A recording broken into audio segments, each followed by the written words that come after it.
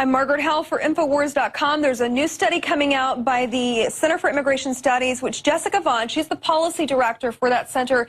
She asserts that nearly 1 million people are in the U.S. and they've been given orders to deport, to leave immediately. They're still staying. She lays out some reasons why. Let me get into these numbers for you. She says a small fraction of the immigrants that are being detained by ICE, they're actually on an ordered removal list. She's citing 925,193 aliens are still here despite those deportation orders.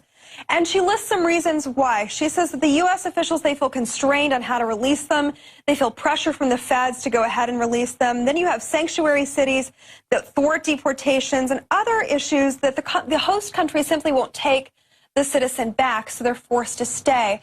Now, the troubling aspect of her report is that she details 170,000 people that are here illegally, that are actually convicts. They've been convicted of crimes, but they're still walking around, and little is being done to deport, to enforce those deportation orders.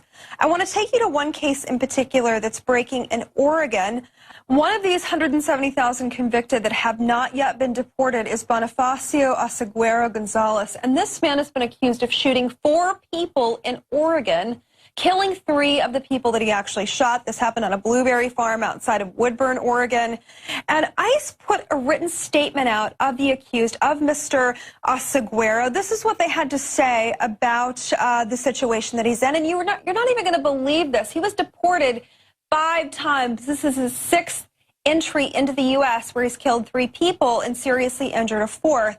They say after conducting a comprehensive review of Mr. Oseguera's immigration and criminal history, U.S. Immigration and Customs, to that end, the agency filed a notice of action with the Marion County Jail, asking to be alerted if or when Mr. Oseguera is slated for release so the agency can take custody or pursue further administrative enforcement action. Relevant databases indicate Mr. Oseguera has no significant prior criminal convictions. However, he has been repatriated to Mexico 6 times since 2003, most recently in 2013. Let me see if I get this straight. He was deported 6 times, gained successful reentry, and then subsequently killed 3 people. That's what we're talking about here. This was the official statement that they were unsuccessfully able to repatriate him back to his host country for whatever reason. And if that doesn't spell out a system that is indescribably broken, I don't know what does, that specific case. Now, the final orders for removal, they're largely ignored by nearly 1 million out of a system that our federal government said is working just fine.